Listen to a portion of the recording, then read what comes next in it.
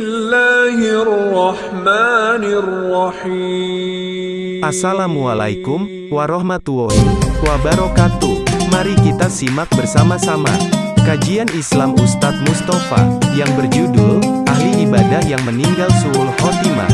Semoga kita semua dapat keberkahan dan kemanfaatan dari tayangan ini. Amin. Assalamualaikum warahmatullahi wabarakatuh. Bapak Ibu rahimakumullah, mari kita sama-sama berdoa kepada Allah dengan berucap A'udzubillahi minasyaitonirrajim. Ya Allah, aku berlindung kepadamu dari godaan setan yang terkutuk.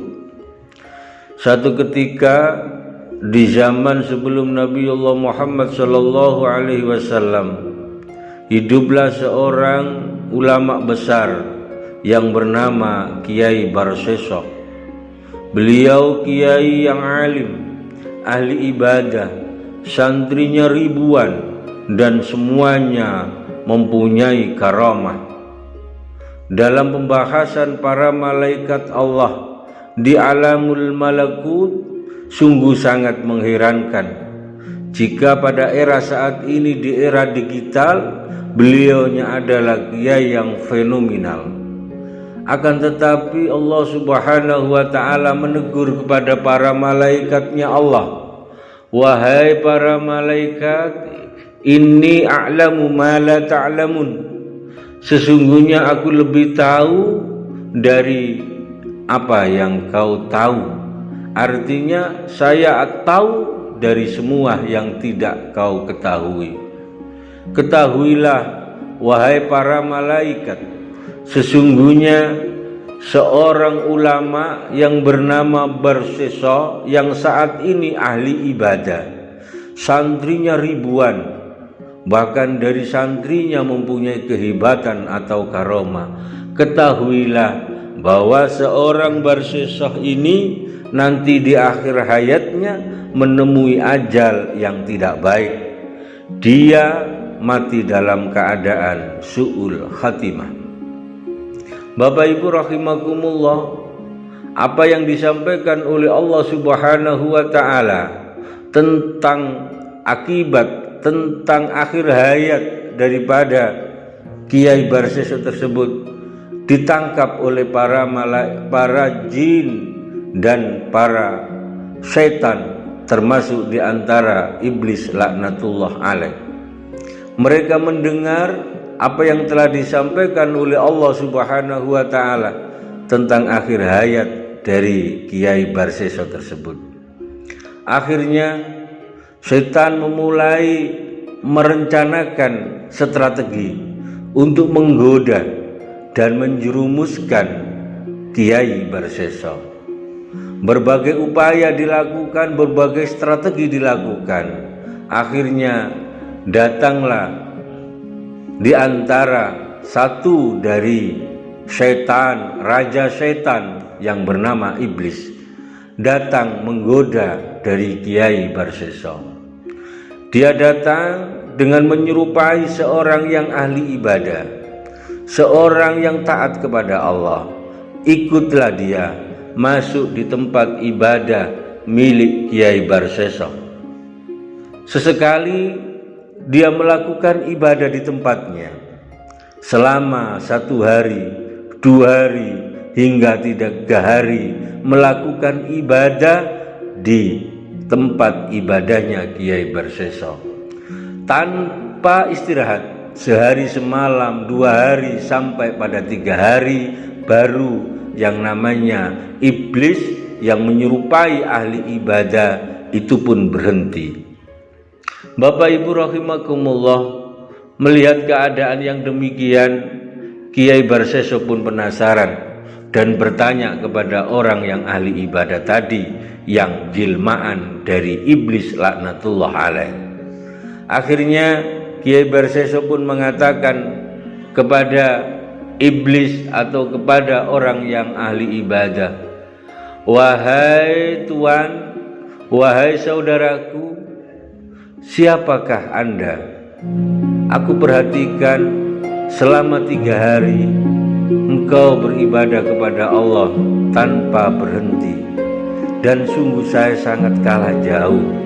Saya beribadah kepada Allah hanya dalam waktu ke waktu. Aku pun pada malam hari butuh istirahat dan butuh makan. Oleh karena itu, aku akan bertanya kepadamu, siapakah dirimu? Yang kedua, bagaimana cara sehingga saya bisa meniru pada dirimu? Merasa jebakannya berhasil, merasa tipu dayanya setan berhasil, maka iblis pun mengatakan, wahai Kiai Barseso, sesungguhnya aku adalah seorang musafir. Saya adalah orang yang pejalan. Aku ingin menemanimu dalam beribadah. Jika kau ingin meniru seperti diriku, maka ada beberapa saran yang aku berikan kepadamu. Semakin penasaran, akhirnya Kiai Barseso pun bertanya, wahai tuan, wahai saudaraku, apa gerangan syarat itu? Apa gerangan saran yang mau kau berikan kepadaku? Akhirnya iblis yang menyerupai ahli ibadah itu pun mengatakan, wahai Kiai Barseso, jika kau ingin beribadah kepada Allah Subhanahu wa ta'ala, menyentuh diriku, maka ada beberapa hal yang kau lakukan. Yang pertama, berbuatlah dosa, bermaksiatlah kepada Allah Subhanahu wa ta'ala, dan setelah itu kau bertobat kepada Allah Subhanahu wa ta'ala, karena Allah Subhanahu wa ta'ala adalah maha penerima tobat, dan pasti tobatmu akan diterima oleh Allah Subhanahu wa ta'ala. Mendengar ucapan, mendengar saran dari iblis tadi, akhirnya Kiai Barseso pun berpikir dan semakin penasaran. Lalu, maksiat apa yang harus aku lakukan? Apakah aku harus berzina sementara aku adalah seorang ulama? Apakah harus aku mencuri sementara diriku adalah orang yang mengerti? Dan apa yang harus aku lakukan untuk bermaksiat kepada Allah Subhanahu wa ta'ala? Apakah harus aku berzina? Kemudian syaitan pun, iblis pun memberikan saran kepada Kiai Barseso, wahai Kiai, sungguh sangat sederhana yang kau lakukan. Pertama, minumlah khamr, minumlah khamr, karena itu dari sekian dosa yang paling ringan dan banyak orang yang tidak tahu. Akhirnya di akhir cerita, karena beliaunya Kiai Barseso penasaran ingin beribadah kepada Allah lebih banyak, maka dia pun menuruti saran daripada syaitan. Dia masuk ke dalam sebuah warung. Dia masuk ke dalam sebuah warung yang menjual minuman. Dan akhirnya beliaunya minum di sana. Beliaunya Kiai Barseso minum di sana. Dan sampai akhirnya mabuk. Saat mabuk itulah setan menguasainya. Dia tidak sadar diri. Akhirnya dia berzina dengan pemilik warung. Perbuatan zina itu diketahui oleh suami pemilik warung tadi. Akhirnya bertengkar dan terjadilah perkelahian, sehingga terbunuhlah suami dari pemilik warung tadi. Karena setan sudah menguasai akalnya akibat minuman khamr, bermaksiat kepada Allah Subhanahu wa ta'ala. Akhirnya setan berupaya untuk menjerumuskan.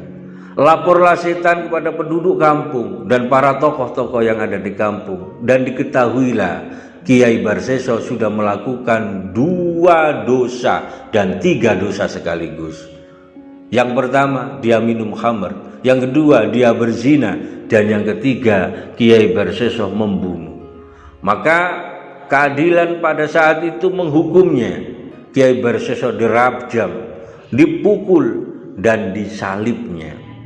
Pada saat itulah setan laknatullah alaih datang kepadanya dan menawarkan jasa kepadanya. Wahai Kiai Barseso, saat ini kau sudah tidak berdaya. Apa kau ingin mendapatkan pertolongan dariku? Akhirnya menjawab Kiai Barseso, wahai saudaraku, sungguh saat ini aku sudah tidak berdaya. Oleh karena itu, tolonglah diriku. Maka setan pun mengatakan kepadanya, wahai Barseso, wahai Kiai Barseso, saat ini kau tidak mampu, maka ikutilah apa yang aku lakukan. Bersujudlah kepada selain Allah Subhanahu wa ta'ala, maka kau akan selamat. Aku selamatkan dari ancaman dan salib yang saat ini menjeratmu. Kemudian Kiai Barseso pun menjawab, bagaimana aku melakukannya sementara diriku dalam keadaan tidak mampu, kedua tangan dan kakiku disalib sehingga aku tidak melakukan apapun. Maka setan pun mengatakan kepada Kiai Barseso, cukup bagimu dengan isyarat menganggukkan kepala, maka itu bertanda bahwa kau telah bersujud selain kepada Allah Subhanahu wa ta'ala. Maka karena ingin selamat, Kiai Barseso pun masuk dalam jebakan setan. Berisyaralah beliaunya dengan menganggukkan kepala, mengakui bahwa ada Tuhan selain Allah Subhanahu wa ta'ala. Dia bersujud kepada setan. Dan pada saat itulah sakaratul maut datang menghampirinya, menyabutnya, dan saat itu eksekusi kematian dari Kiai Barseso dilakukan. Dan akhir cerita, Kiai Barseso mati dalam keadaan su'ul khatimah. Bapak Ibu saudara-saudaraku yang kami hormati, dari kisah ini kita bisa mengambil hikmah. Yang pertama, mari kita selalu mohon kepada Allah Subhanahu wa ta'ala perlindungan dari godaan setan yang terkutuk. Yang kedua, wala tattabi'u khutuwati syaitan innahu lakum aduwwum mubin. Jangan kau ikuti langkah setan. Jangan merasa kau dosa kecil, yang mana dosa kecil itu bisa menjadi potensi murkanya Allah Subhanahu wa ta'ala. Jangan remehkan dosa kecil, karena itu juga ada potensi murkanya Allah Subhanahu wa ta'ala. Dan yang ketiga, selalu dan senantiasa berdoa kepada Allah Subhanahu wa ta'ala. Semoga kita senantiasa mendapatkan husnul khotimah. Demikian dari kisah ini, mudah-mudahan bisa bermanfaat dan menjadi inspirasi bagi kita bersama. Wallahul muwaffiq ila aqwamit thoriq. Wassalamualaikum warahmatullahi wabarakatuh.